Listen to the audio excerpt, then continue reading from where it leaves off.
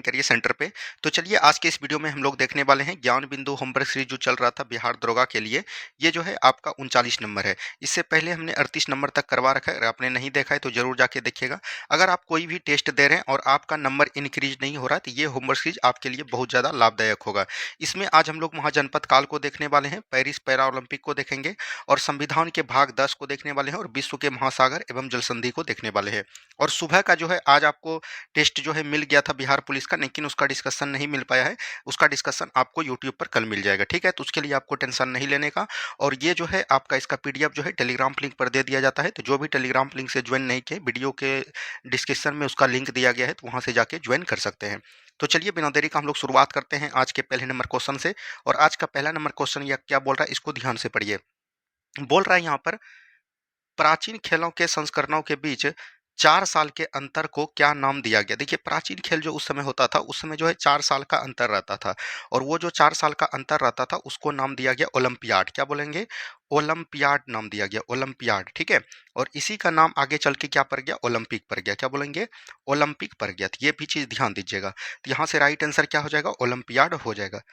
Olympic की बात करेंगे, ओलंपिक का खेल जो है स्टार्ट कब हुआ था? प्राचीन भारत में जब स्टार्ट कीजिएगा तो ये खेल कब हुआ था? 776 बीसी में, ठीक है।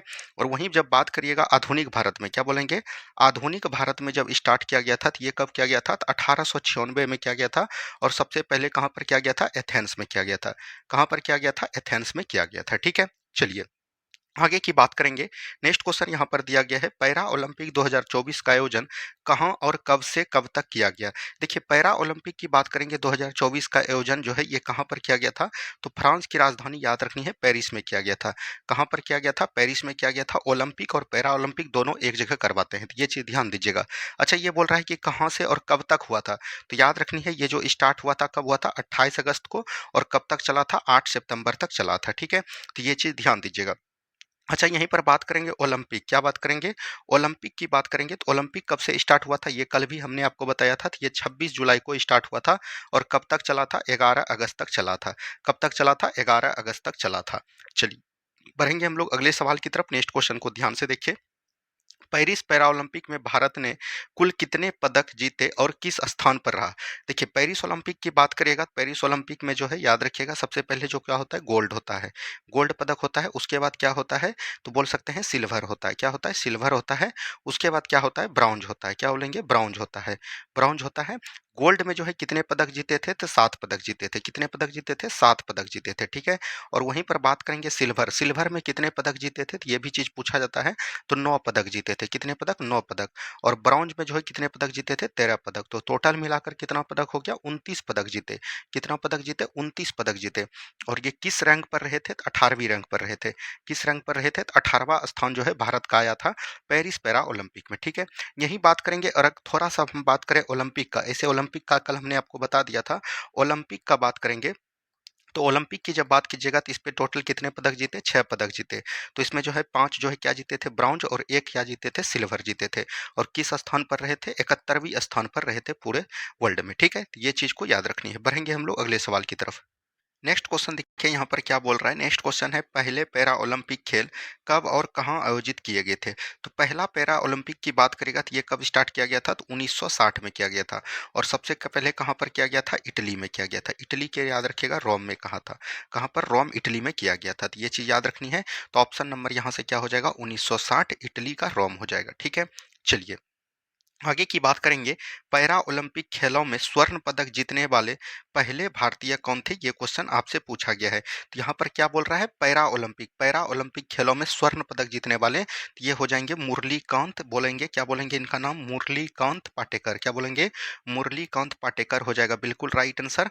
और याद रखिएगा इसका जो है खेल भी पूछ देता है कि इसका क्या खेल है।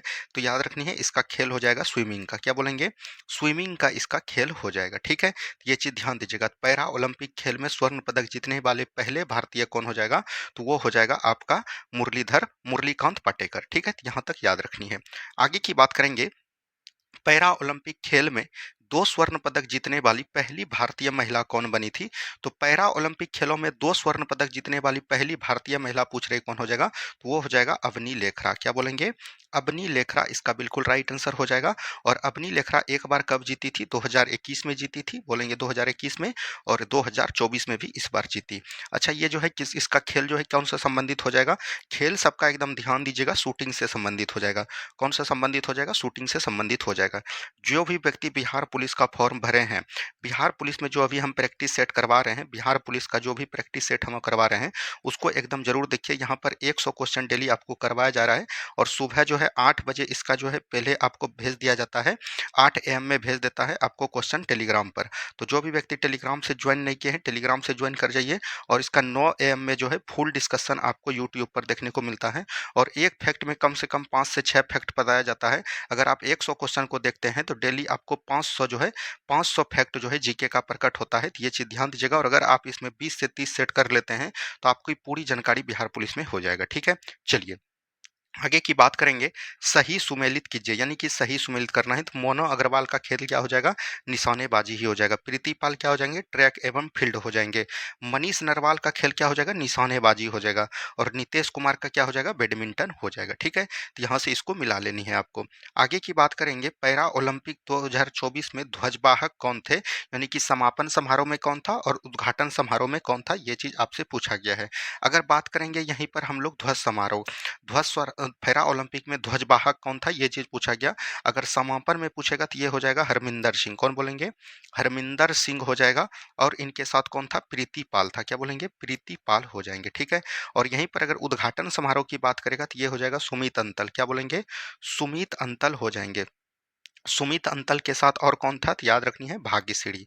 क्या बोलेंगे? भाग्यश्री। तो ये दोनों बात को याद रखनी है। अच्छा, कल जो है हमने आपको पैरा ओलंपिक का बताया था, ध्वजवाहक और उद्घाटन समारोह, उद्घाटन और समापन। तो ये आपको जो है कमेंट में बतानी है कि पैरा ओलंपिक का सिर्फ ओलंपिक का ध्वजवाहक कौन था उद्घाटन समारोह में। ठीक है, चलिए आगे की बात करेंगे। नेक्स्ट क्वेश्चन है, पेरिस 2024 पैरा ओलंपिक में मिश्रित कंपाउंड ओपन तीरंदाजी स्पर्धा में कांस्य पदक किन खिलाड़ियों ने जीता, ये चीज पूछा गया है।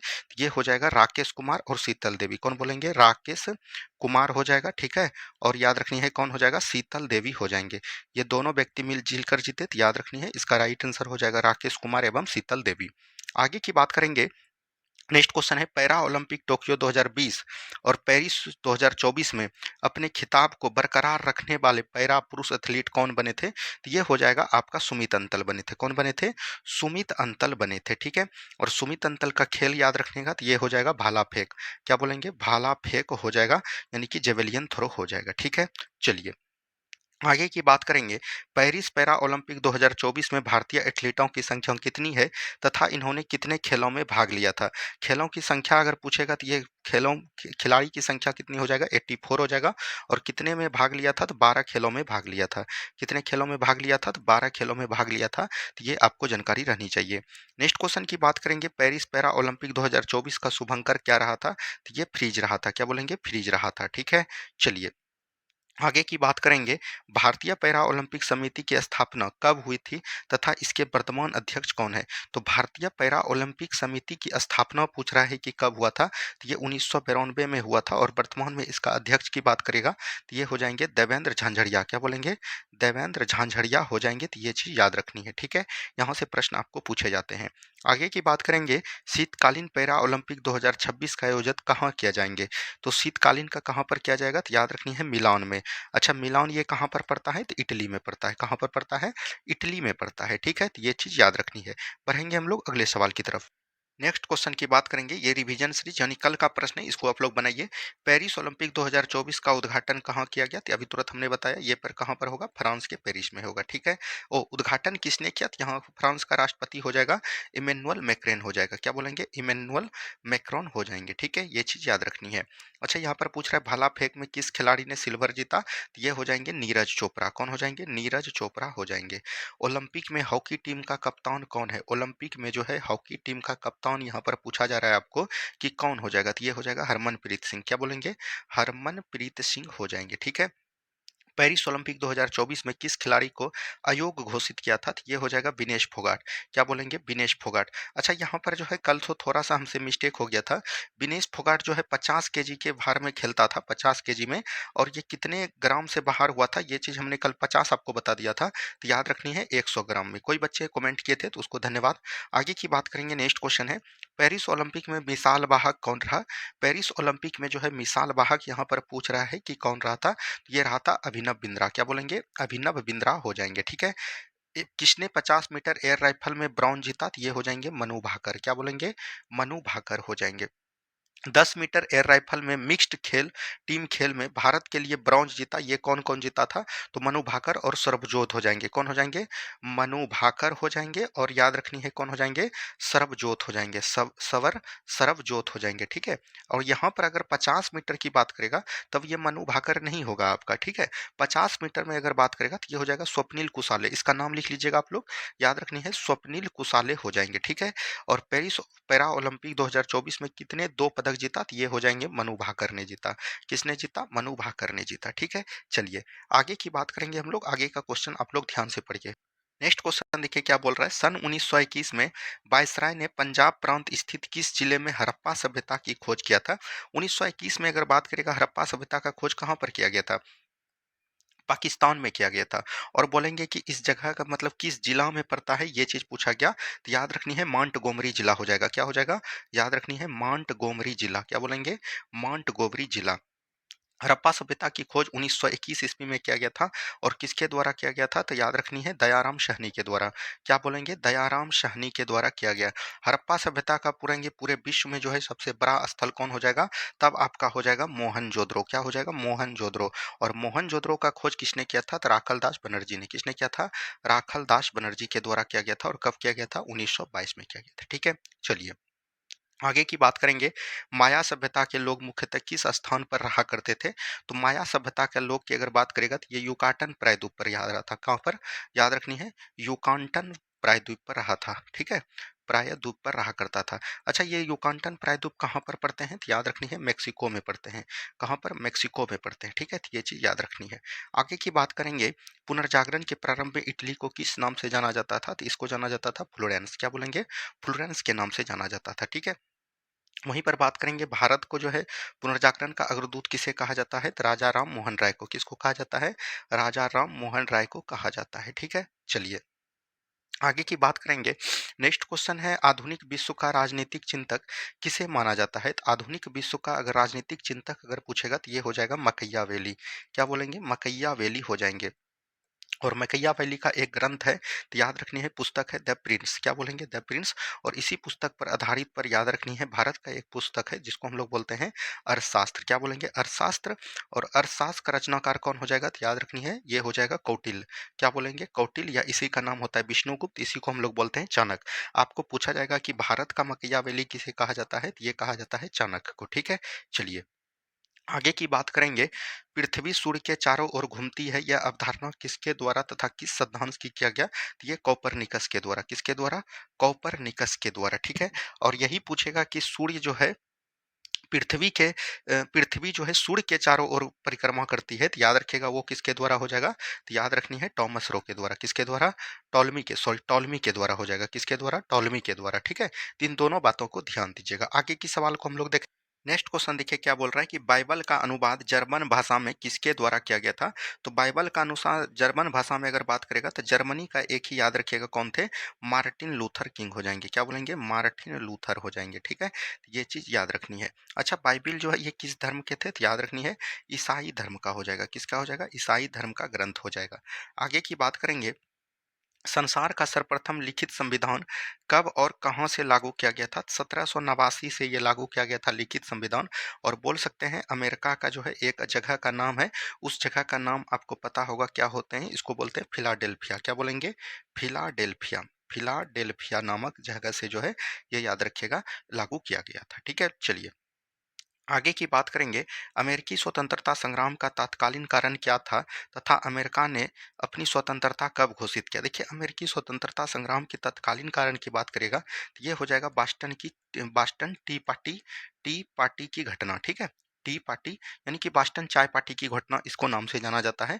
और ये कब घटित हुआ था? 1873 में हुआ था। कब घटित हुआ था? 1873 में। और इनके जस्ट 3 साल बाद जो है अमेरिका को बोल सकते हैं स्वतंत्रता घोषित कर लिया। और ये कब हुआ? 1876 में।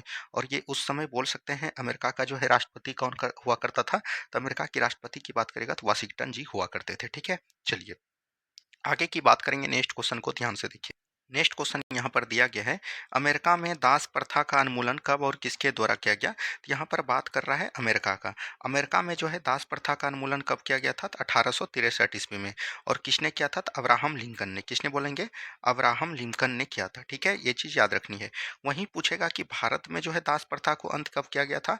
तो याद रखनी है, ब्रिटिश भारत में अगर पूछेगा तो वो 1843 ईस्वी में किया गया था। ठीक है, और ये करने वाले कौन थे? तो याद रखनी है, इसका जो हो जाएगा, इसका नाम हो जाएगा एलन बरो। क्या बोलेंगे? एलन बरो हो जाएगा। वहीं बात करेंगे मुगल वंश में। मुगल काल में जो है दास प्रथा को जो अंत किया गया था वो किसने किया था? तो अकबर ने किया था। और ये कब किया गया था? 1562 में किया गया था। कब किया गया था? 1562 में। तो ये सभी बात को एकदम ध्यान दीजिएगा। और सबसे जो है दास किसके दरबार में रहते थे, ये भी क्वेश्चन पूछा गया है। सबसे दार किसके दरबार में अगर पूछा गया रहेगा तो याद रखनी है, दिल्ली सल्तनत का एक शासक हो जाएगा। और वो कौन हो जाएगा? फिरोज शाह तुगलक हो जाएंगे। कौन हो जाएंगे? फिरोज शाह तुगलक। लगभग बात करेंगे तो 1 लाख जो है इसके दरबार में जो है दास रहा करते थे। ठीक है, चलिए आगे की बात करेंगे।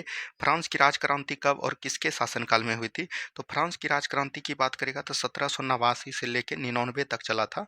और उस समय बात करेगा किसका शासनकाल था? तो लुई 16वां का था। क्या बोलेंगे? लुई 16वां का शासनकाल हो जाएगा। ठीक है, ये चीज याद रखनी है। इसको याद रखनी है, फ्रांस की क्रांति से इसको हम लोग किस नाम से जानते हैं? तो वास्तिल के किला के नाम से भी जानते हैं। वास्तिल के किला के नाम से भी जानते हैं, तो ये चीज़ ध्यान दीजिएगा। और फ्रांस की क्रांति में जो बोल सकते हैं विरोध किया था वो किस पार्टी ने किया था? तो थर्ड पार्टी ने किया था। किसने किया था? थर्ड पार्टी ने किया था। आगे जब ये सवाल आएगा तो हम वहाँ पर आपको डिस्क्राइब कर देंगे। अच्छा, यहाँ पर बात करेंगे फ्रांस की क्रांति में जो है कई सारे जो है नेता बोल सकते हैं नारा उभर कर आया। जैसे बोल सकते हैं स्वतंत्रता। स्वतंत्रता का नारा समानता। क्या बोलेंगे? समानता। ठीक है, और याद रखनी है बंधुता। ये सब नारा किसमें गूंजा? तो फ्रांसीसी क्रांति में जुड़ा। और यही सबको याद रखनी है, स्वतंत्रता, समानता, ये सब जो नारा कहाँ से लिया गया? तो भारत की प्रस्तावना में भी शामिल किया गया। और ये कहाँ से शामिल किया गया? फ्रांस की क्रांति से। ठीक है, चलिए आगे की बात करेंगे। फ्रांस के किस सम्राट को लिटिल कार्पोपल के नाम से जाना जाता है? तो याद रखनी है, ये हो जाएगा नेपोलियन को। किसको जाना जाता है? नेपोलियन को जाना जाता है। नेपोलियन बोनापार्ट भी लिख दीजिए। क्या लिख देंगे? Napoleon Bonaparte. ठीक है, चलिए आगे की बात करेंगे। नेक्स्ट क्वेश्चन यहाँ पर देखिए क्या पूछा जा रहा है। नेक्स्ट क्वेश्चन है, इटली का एकीकरण के जनक किसे जाना जाता है? देखिए इटली का एकीकरण जो एकीकरण की बात करेगा, तो यहाँ पर अगर आपको ऑप्शन में अगर बिस्मार्क दिया रहे तो आप बिस्मार्क टिक कर सकते हैं, लेकिन बात करेगा अगर बिस्मार्क टिक नहीं रहे तो आप मेजनी को टिक कीजिएगा। मेजनी इनका बिल्कुल 100% राइट आंसर होगा। क्योंकि याद रखनी है, जब आप जर्मनी का एकीकरण की बात करेगा तब आपका राइट आंसर क्या हो जाएगा? बिस्मार्क हो जाएगा। क्या हो जाएगा? बिस्मार्क। वहीं अगर आप बात करेगा भारत का एकीकरण किसके द्वारा किया गया था, तो याद रखनी है सरदार वल्लभ भाई पटेल हो जाएंगे। कौन हो जाएंगे? सरदार वल्लभ भाई पटेल हो जाएंगे। ठीक है, तो इसको भी याद रखनी है। चलिए आगे की बात करेंगे। बिस्मार्क ने किस नीति का अनुसरण करते हुए इटली का एकीकरण किया था? तो याद रखनी है रक्त एवं लौह की नीति। क्या बोलेंगे? रक्त एवं लौह की नीति का अनुसरण करते हुए। ठीक है, अच्छा यहाँ पर बात करेंगे रक्त एवं लौह की नीति जो है दिल्ली सल्तनत का एक जो है शासक ने भी स्टार्ट किया था। उसका नाम क्या हो जाएगा? बलबन हो जाएगा। क्या हो जाएगा? बलबन हो जाएंगे। ठीक है, चलिए आगे की बात करेंगे। रूसी क्रांति कब हुई थी तथा इसका तत्कालीन कारण क्या था? रूसी क्रांति की बात करेगा तो ये कब हुआ था? 1917 में हुआ था। क्या हो जाएगा? 1917 में। और बोल सकते हैं इसका तत्कालीन कारण तो कई सारे थे, लेकिन याद रखिएगा लोगों ने जो है बोल सकते हैं जिस तरह फ्रांस की क्रांति में लोगों ने जो है शासक के विरुद्ध जो है विद्रोह कर दिया, उसी तरह लोगों ने जो है रूस का शासक को जार बोलते थे तो जार के विरुद्ध जो है बोल सकते हैं क्या कर दिया? विद्रोह कर दिया। ठीक है, चलिए आगे की बात करेंगे। प्रथम विश्व युद्ध का शुरुआत कब हुई थी तथा इसमें कितने देशों ने भाग लिया था? प्रथम विश्व युद्ध की बात करेगा तो 1914 से लेकर 1918 तक किया गया। कब तक? 1918 तक। और ये याद रखनी है किसका हो जाएगा? तो ऑस्ट्रिया के राजकुमार की हत्या कर दिया गया। ऑस्ट्रिया के राजकुमार की हत्या कर दिया। और ऑस्ट्रिया के राजकुमार कौन हो जाएंगे? तो याद रखनी है फर्डिनेंड हो जाएंगे। कौन हो जाएंगे? फर्डिनेंड हो जाएंगे। इनकी हत्या कर दिया। और ये कहाँ पर किया गया? सेरोजोवा में किया गया। इसीलिए इसको हम लोग सेरोजोवा हत्याकांड के नाम से भी जाना जाता है। और याद रखिएगा ये जो है 1919 में जो है किस संधि के तहत समाप्त हुआ? पेरिस की संधि के तहत समाप्त हुआ था। और अगर बात करेगा कि पेरिस के संधि के तहत कहीं-कहीं वर्साई की संधि भी दिया जाता है, तो पेरिस में एक महल है वर्साई, वर्साई में ही ये संधि हुआ था, इसीलिए इसको वर्साई की संधि के तहत समाप्त माना जाता है। और ये कब हुआ था? 1919 में। और इसमें क्या पूछ रहा है, कितने देश शामिल थे? तो कुल 37 देश शामिल थे। कितने देश? 37 देश शामिल थे। ठीक है? चलिए आगे की बात करेंगे। नेक्स्ट क्वेश्चन देखिए क्या बोल रहा है। नेक्स्ट क्वेश्चन है, प्रथम विश्व युद्ध के दौरान धुरी राष्ट्र का नेतृत्व किसके द्वारा किया गया था? धुरी राष्ट्र की बात करेगा तो ये जर्मनी के द्वारा किया गया था। किसके द्वारा? जर्मनी के द्वारा। और मित्र राष्ट्र याद रखनी है, मित्र राष्ट्र हो जाएगा। अगर बात करेंगे प्रथम विश्व युद्ध में जो है विश्व जो है पूरे दो भागों में बट गया था, एक धुरी राष्ट्र और एक जो है मित्र राष्ट्र। तो मित्र राष्ट्र का नेतृत्व किसने कर रहा था? ब्रिटेन ने कर रहा था। किसने कर रहा था? ब्रिटेन ने, जिसमें कि बोल सकते हैं धुरी राष्ट्र का पराजय हुआ। ठीक है, चलिए आगे की बात करेंगे। प्रथम विश्व युद्ध के बाद शांति सम्मेलन का आयोजन कब और कहाँ किया गया? 1919 में किया गया। और ये कहाँ पर किया गया? वर्साई में। कहाँ पर? वर्साई, या बोल सकते हैं पेरिस में। ठीक है, चलिए आगे की बात करेंगे। नेक्स्ट क्वेश्चन है, द्वितीय विश्व युद्ध के समय ब्रिटेन के प्रधानमंत्री तथा अमेरिका के राष्ट्रपति कौन थे? ब्रिटेन के प्रधानमंत्री की बात करेगा तो ये हो जाएगा, द्वितीय विश्व युद्ध कब हुआ था? 1939 से लेके 45 तक चला था। उस समय कौन हो जाएगा? ब्रिटेन का प्रधानमंत्री हो जाएगा विंस्टन चर्चिल। क्या बोलेंगे? विंस्टन चर्चिल हो जाएगा। ठीक है, चर्चिल हो जाएगा। और वहीं पर बात करेंगे अमेरिका का राष्ट्रपति कौन था? ये क्वेश्चन आपसे पूछा गया है। तो अमेरिका के राष्ट्रपति की बात करेगा तो ये हो जाएगा रूजवेल्ट। कौन हो जाएंगे? रूजवेल्ट हो जाएंगे। ठीक है, चलिए आगे की बात करेंगे। हर्ष और पुलकेशिन द्वितीय के बीच युद्ध किस नदी के तट पर हुआ था? इसका उल्लेख किस अभिलेख में किया गया? तो नर्मदा नदी के तट पर हुआ था। क्या बोलेंगे? नर्मदा नदी के तट पर हुआ था। और इसका जो उल्लेख मिलता है वो एरन अभिलेख में मिलता है। किस में मिलता है? एरन अभिलेख में मिलता है। ठीक है, तो ये याद रखनी है। अच्छा, ये हर्ष जो है, हर्ष के दरबार में कौन रहते थे? बाणभट्ट रहते थे। बाणभट्ट किसके दरबारी कवि थे? हर्षवर्धन के दरबारी कवि थे। और याद रखिएगा, हर्ष के दरबार में जो है बाणभट्ट जो रहे थे, इसी के दरबार में हुएनसोंग भी आए थे। क्या आए थे? वैनसोंग आए थे, जिसको हम लोग बोल सकते हैं यात्रियों का राजकुमार के नाम से जाने जाते हैं, नीति के पंडित के नाम से जाना जाता है। ठीक है, चलिए आगे की बात करेंगे। आधुनिक शाक्य मुनि के नाम से किसे जाना जाता है? तो आधुनिक शाक्य मुनि के नाम से अगर बात करेगा तो वही वैनसंग को जाना जाता है। किसको? वैनसोंग को जाना जाता है। ठीक है, और इसी को याद रखिएगा, नीति का पंडित भी कहते हैं। क्या बोलते हैं? नीति का पंडित के नाम से किसको जाना जाता है? तो इसी को याद रखनी है। इनका और एक नाम है यात्रियों का राजकुमार। यात्रियों का राजकुमार किसके कहा जाता है? तो याद रखनी है, ये भी कहा जाता है वैनसोंग को। वैनसोंग याद रखिएगा हर्षवर्धन के दरबार में आया था, और इसने जो है बौद्ध धर्म की दीक्षा लिया था। क्या बोलेंगे? बौद्ध धर्म की दीक्षा लिया था। और किस शाखा का लिया था? तो याद रखनी है, महायान शाखा का। और महायान शाखा का कहाँ पर लिया था? नालंदा विश्वविद्यालय में। इसीलिए जो है नालंदा विश्वविद्यालय को क्या बोलते हैं? तो एक्सपोर्ट ऑफ, क्या बोलते हैं इसको? Export of Mahayana. क्या बोलेंगे? एक्सपोर्ट ऑफ महायान के नाम से जाना जाता है। ठीक है, तो ये चीज याद रखिएगा। हर्ष वैनसोंग की एक पुस्तक भी है, जिसको हम लोग क्या बोलते हैं? सीयूकी। सीयूकी में याद रखिएगा किसका वर्णन मिलता है? अभी जो आपका वर्तमान में कुंभ मेला हुआ था, इसका वर्णन कहाँ पर देखने को मिलता है? तो वैनसोंग की पुस्तक याद रखनी है, रचना सीयूकी में देखने को मिलता है। ठीक है, चलिए आगे की बात करेंगे। सही सुमेलित कीजिए। तांबे की अधिकता से कौन सा रोग होता है? विल्सन रोग होता है। आर्सेनिक की अधिकता से कौन होता है? पार्किंसन रोग होता है। दंत का क्षय से क्लोरोसिस होता है। कैडमियम की अधिकता से इटाई इटाई। यही बात करेंगे। पारा की अधिकता से कौन सा रोग होता है? तो याद रखनी है, मिनी माता। क्या बोलेंगे? मिनी माता होता है। ठीक है, और यहीं पर आपको पूछा जाता है, लोहा की कमी से कौन सा रोग होता है? तो बोल सकते हैं इसको बोल सकते हैं ओरक्तता, या तो इसी को बोला जाता है बोल सकते हैं मिनीमिया। क्या बोलते हैं इसको? ओनिमिया बोलते हैं। क्या बोलते हैं? ओनिमिया बोला जाता है। ठीक है, तो ये चीज याद रखनी है। चलिए आगे की बात करेंगे। गंधार शैली और मथुरा शैली का विकास किस शासक के काल में हुआ था? तो गंधार शैली और मथुरा शैली के अगर विकास की बात करेगा तो किसके शासनकाल में हुआ था? कनिष्क के शासनकाल में हुआ था। किसमें? कनिष्क के शासनकाल में। कनिष्क के शासनकाल की बात करेगा तो ये किस वन से संबंधित था? कुषाण वन से संबंधित था। कुषाण वन से संबंधित था। और कनिष्क के दरबार में याद रखनी है कौन कौन रहते थे? एक बोल सकते हैं विश्वामित्र रहते थे, वसुमित्र रहते थे। वसुमित्र इसको नाम से जाना जाता है। और एक याद रखिएगा, अश्वघोष रहता था। क्या बोलेंगे? अश्वघोष रहता था। और बात करेंगे कनिष्क। कनिष्क के दरबार में ही याद रखिएगा, इसी कनिष्क के शासनकाल में ही चतुर्थ बौद्ध संगति होता है। क्या बोलेंगे? चतुर्थ बौद्ध संगति होता है। और वो कहाँ पर होता है? कुंडलवन कश्मीर में होता है। कहाँ पर? कुंडलवन कश्मीर में होता है। ये सब बात को एकदम ध्यान देनी है। चलिए आगे की बात करेंगे। ज्ञानपीठ पुरस्कार प्राप्त करता पहली महिला कौन थी तथा किस भाषा के लिए उन्हें पुरस्कार दिया गया। ज्ञानपीठ पुरस्कार की बात करेगा तो इसका देना का स्टार्ट कब हुआ? ज्ञानपीठ पुरस्कार साहित्य के क्षेत्र में दिया जाता है 1961 में, लेकिन भारत का सबसे पहला किसको मिला था? तो 1965 में मिला था और जी शंकर कुरूप को मिला था। क्या बोलेंगे? पुरुष में जी शंकर कुरूप को मिला गया था। और जी शंकर कुरूप को किस भाषा के लिए दिया गया था? तो मलयालम भाषा के लिए दिया गया था। यहाँ पर बात कर रहा है महिला की बात करेंगे तो महिला 1968 ईस्वी में दिया गया था। और याद रखिएगा किसके लिए किसको दिया गया था? तो आशापूर्णा देवी को दिया गया था। किसको दिया गया था? आशापूर्णा देवी जी को दिया गया था। ठीक है, ये चीज को याद रखनी है। चलिए आगे की बात करेंगे। 34वां और 35वां ग्रीष्मकालीन ओलंपिक क्रमशः कहाँ आयोजित किए जाएंगे? ओलंपिक की बात कर रहा है। 34वां की बात करिएगा, अभी वर्तमान में कौन हुआ? 33वां हुआ। 33वां कहाँ पर हुआ? पेरिस ओलंपिक में हुआ। ठीक है, 32वां कहाँ पर हुआ था? Tokyo Olympic. लेकिन 34वां की बात करेगा तो ये कहाँ पर होगा? लॉस एंजल्स में। कहाँ पर होगा? लॉस एंजल्स में होगा। और लॉस एंजल्स कहाँ पर पड़ता है? अमेरिका में। और वहीं 35वां की बात करेगा, 35वां की अगर बात करेगा तो वो कहाँ पर होगा? ब्रिस्बेन में होगा। कहाँ पर होगा? ब्रिस्बेन ऑस्ट्रेलिया में होगा। ठीक है, तो ये दोनों बात को ध्यान दीजिएगा। 34वां की बात करेगा तो ये कब होगा? 2028 में किया जाएगा। और 35वां की बात करेगा तो ये 2032 में किया जाएगा। ठीक है, चलिए आगे की बात करेंगे। सिविल बैठकों की भर्ती के लिए लोक सेवा आयोग का गठन कब और किसकी समिति की सिफारिश पर किया गया? तो गठन तो किया गया 1926 में। और किसकी सिफारिश पर? तो याद रखनी है ली आयोग। क्या बोलेंगे? ली आयोग की सिफारिश पर। और अधिनियम पूछेगा तो याद रखनी है 1919 का अधिनियम हो जाएगा। ठीक है, ये तीनों बात को एकदम याद रखनी है। चलिए आगे की बात करेंगे। मल्ल महाजनपद की राजधानी क्या हो जाएगा? कुशीनगर हो जाएगा। क्या हो जाएगा? कुशीनगर हो जाएंगे। ठीक है, महाजनपद की संख्या कितनी है? 16। जिस तरह अभी वर्तमान में 28 राज्य है, उसी तरह जो है प्राचीन भारत में क्या हुआ पर करता था? महाजनपद। और महाजनपद की चर्चा जो है सबसे पहले बौद्ध धर्म, अंगुत्तर निकाय और जैन धर्म भगवती सूत्र में मिला है। ठीक है, चलिए मगध के किस शासक ने कौशल व काशी राज्यों को अग्रहित किया था? तो वो हो जाएगा अजातशत्रु। कौन हो जाएंगे? अजातशत्रु हो जाएंगे। अच्छा, अजातशत्रु अपने पुत्र बोल सकते हैं बिंबिसार की हत्या करके अपना गद्दी प्राप्त किया और बदले में जो है अपने पुत्र उदयन के द्वारा मारा गया।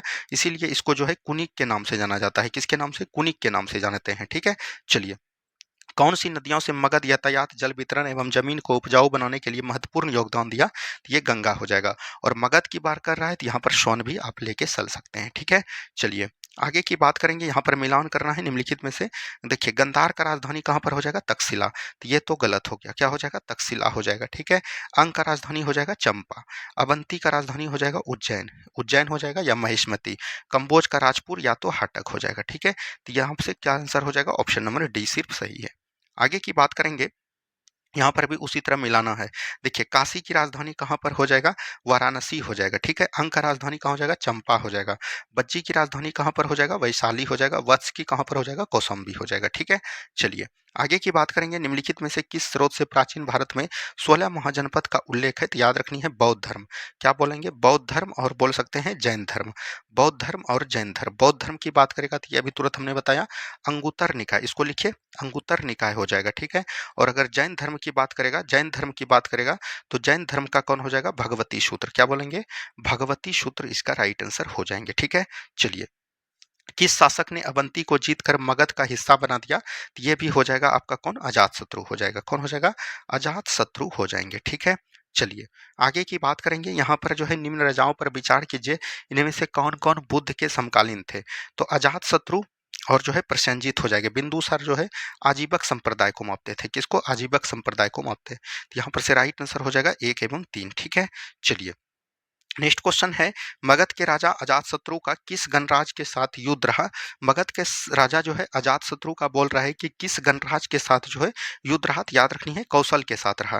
क्या बोलेंगे? कौशल, या बोल सकते हैं इसको गंधार के साथ। कौशल के साथ भी रहा था और गंधार के साथ, या तो अवंती इसको लिख सकते हैं। कौशल का मतलब हुआ अवंती। ठीक है, अवंती को लिख सकते हैं। चलिए नेक्स्ट क्वेश्चन है। महाभारत के अनुसार उत्तरी पंचाल की राजधानी कहाँ थी? तो उत्तरी पंचाल की अगर राजधानी करेगा, देखिए पंचाल की बात करेगा, पंचाल दो भाग में था। एक उत्तरी पंचाल, उत्तरी बोल सकते हैं, और एक दक्षिणी। उत्तरी पंचाल की राजधानी कहाँ पर हो जाएगा? अहिछत्र हो जाएगा।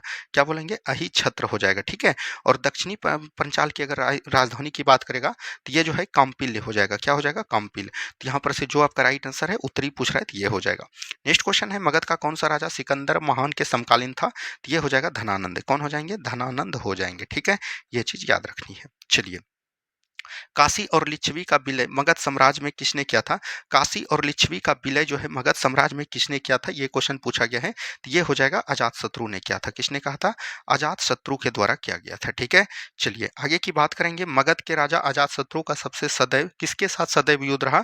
तो अवंती के साथ। किसके साथ? अवंती के साथ। ठीक है, चलिए नेक्स्ट क्वेश्चन है, वर्तमान पाकिस्तान में कौन सा जनपद स्थित है? तो याद रखनी है, एक हो जाएगा गंधार।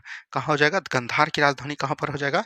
तक्षशिला हो जाएगा। क्या हो जाएगा? तक्षशिला हो जाएगा। ठीक है, ये चीज याद रखनी है। चलिए आगे की बात करेंगे। 16 महाजनपदों का वर्णन सबसे पहले किस ग्रंथ में मिलता है? ग्रंथ की बात करेगा तो ये हो जाएगा बौद्ध ग्रंथ, बौद्ध धर्म के अंगुत्तर निकाय, और बोल सकते हैं जैन धर्म का भगवती सूक्त। ये चीज याद रखनी है। ठीक है, चलिए आगे की बात करेंगे। नेक्स्ट क्वेश्चन है, नेक्स्ट क्वेश्चन यहाँ पर दिया गया, प्राचीन भारत के निम्नलिखित महाजनपदों में से किस एक की राजधानी तक्षशिला थी? ये हो जाएगा गंधार। गंधार की राजधानी कहाँ पर हो जाएगा? तक्षशिला। नेक्स्ट क्वेश्चन की बात करेंगे, उत्तर प्रदेश की किस महाजनपद को गंगा नदी द्वारा दो भागों में विभाजित किया गया था? तो उत्तर प्रदेश के किस महाजनपद को गंगा नदी द्वारा जो है दो भागों में विभाजित किया गया था? तो यही हो जाएगा पंचाल। क्या हो जाएगा? पंचाल। ठीक है, ये चीज ध्यान देनी है। नेक्स्ट क्वेश्चन देखिए, किसने अपने शासनकाल में पाटलिपुत्र को मगध की राजधानी बनाया और यहाँ एक छोटा किला बनाया जिसको बोलते हैं जल का किला? क्या बोलेंगे? जल का किला।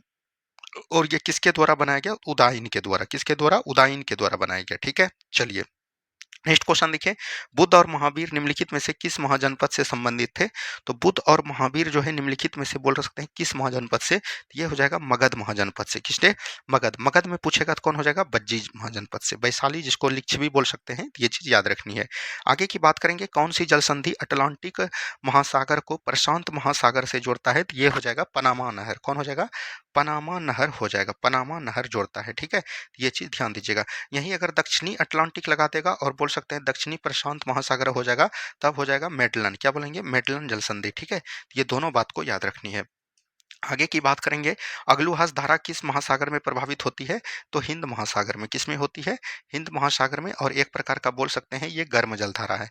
क्या बोलेंगे? गर्म जलधारा है। ठीक है, चलिए नेक्स्ट क्वेश्चन की बात करेंगे, हॉर्मुज जल संधि किन किन दो नदियों को जोड़ती है?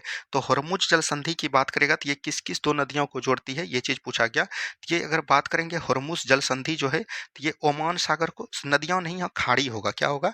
खाड़ी होगा। तो ये याद रखनी है, ओमान की खाड़ी को और किससे जोड़ेगी? फारस की खाड़ी से जोड़ेगी। ठीक है, तो ये दोनों बात को याद रखनी है। आगे की बात करेंगे, कैरेबियन सागर किस महासागर में स्थित है? तो कैरेबियन सागर की बात करेगा तो ये हो जाएगा अटलांटिक महासागर में। कहाँ पर हो जाएगा? अटलांटिक महासागर में स्थित हो जाएगा। ठीक है, चलिए आगे की बात करेंगे। नेक्स्ट क्वेश्चन यहाँ पर है, पृथ्वी के कुल जल का कितना प्रतिशत भाग महासागरों में पाया जाता है? अगर जलमंडल की बात करेगा, यहाँ पर देखिए, अगर जलमंडल की बात करेगा और एक होता है स्थल मंडल। ठीक है, अगर पूरे में बात करेगा तो स्थल मंडल आपको पता है कितना है, तो याद रखनी है 21% पर। और जलमंडल की बात करेगा तो लगभग जो है 71% पर है। ये इसको 29 कर दीजिए। लेकिन यहाँ पर महासागरों में जल अगर पूछेगा तो ये हो जाएगा 97.5 डिग्री पर, 5% पर। ठीक है, तो ये याद रखनी है। जो भी आपको ऑप्शन के अकॉर्डिंग पूछे आपको टिक करनी है। नेक्स्ट क्वेश्चन देखिए, गल्फ स्ट्रीम की तुलना में अन्य किस महासागरीय धारा की जा सकती है?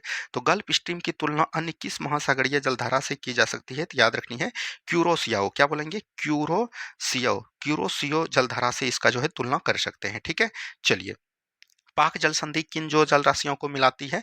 जल राशियों को अगर बात करेगा तो ये जो है बंगाल की खाड़ी और बोल सकते हैं मन्नार की खाड़ी को मिलाती है। तो अलग भी करता होगा, तो याद रखनी है भारत के जो है, भारत से श्रीलंका को अलग करता है। ठीक है, ये चीज याद रखनी है। चलिए आगे की बात करेंगे, कौन सी जल संधि अंतर्राष्ट्रीय तिथि रेखा के सबसे निकट है? तो ये हो जाएगा आपका, कौन हो जाएगा? तो याद रखनी है बेरिंग जल संधि।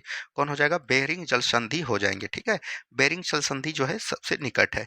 आगे की बात करेंगे। नेक्स्ट क्वेश्चन है, जावा को सुमात्रा से कौन सी जल संधि अलग करती है? तो जावा को जो है सुमात्रा से कौन करेगा? सुंडा जल संधि। क्या बोलेंगे? सुंडा जल संधि अलग करती है। ठीक है, चलिए आगे की बात करेंगे, कौन सी जल संधि से फ्रांस और इंग्लैंड को जोड़ने वाली रेलवे सुरंग बनाया गया है? तो ये हो जाएगा डोवर जल संधि। कौन हो जाएगा? डोवर जल संधि हो जाएगा। ठीक है, चलिए आगे की बात करेंगे। नेक्स्ट क्वेश्चन है, भारत के किस राज्य क्षेत्र को अनुसूचित जाति तथा जनजाति क्षेत्र घोषित करता है? तो याद रखिएगा, भारत को किसी राज्य क्षेत्र को अनुसूचित एवं जनजाति क्षेत्र जो घोषित करता है वो कौन करता है? तो आपका राष्ट्रपति करेगा। कौन करेगा? राष्ट्रपति करेगा। ठीक है, यहाँ से ये चीज ध्यान दीजिएगा। आगे की बात करेंगे अनुसूचित जाति एवं अनुसूचित जनजाति का उल्लेख क्रमशः संविधान के किस अनुच्छेद में है। तो अनुसूचित जाति की बात करेगा तो 338 में हो जाएगा और अनुसूचित जनजाति की बात करेगा तो 338 का क में हो जाएगा। ठीक है, ये दोनों बात को ध्यान देनी है। आगे की बात करेंगे लोकसभा में अनुसूचित जनजाति का आरक्षण संविधान के किस अनुच्छेद में वर्णित है। तो यहाँ पर पूछा गया किसमें, लोकसभा में। लोकसभा में अगर पूछा गया तो याद रखनी है 300 हो जाएगा 30। ठीक ठीक है।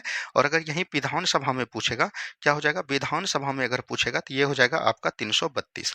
ये दोनों बात को ध्यान देनी है। ठीक है, चलिए आगे की बात करेंगे। नेक्स्ट क्वेश्चन है राष्ट्रीय अनुसूचित जाति जनजाति आयोग एक भारतीय संवैधानिक निकाय है, इसकी स्थापना किस संविधान संशोधन के द्वारा किया गया। तो याद रखनी है 89वां संविधान संशोधन द्वारा, और ये कब हुआ था, 2003 में की गई थी। ठीक है, चलिए आगे की बात करेंगे। राज्यों को पदोन्नति के मामले में अनुसूचित जातियां या अनुसूचित जनजातियों को आरक्षण प्रदान करने का प्रावधान संविधान के किस अनुच्छेद में किया गया है। तो याद रखिएगा राज्यों में पदोन्नति मामले में अनुसूचित जनजातियों जातियों का यहाँ पर पूछ रहा है, और जनजातियों का आरक्षण जो है ये कब किया गया है। तो याद रखनी है 16 का कलाउ 4 के क में किया गया है। ठीक है, ये याद रखनी है।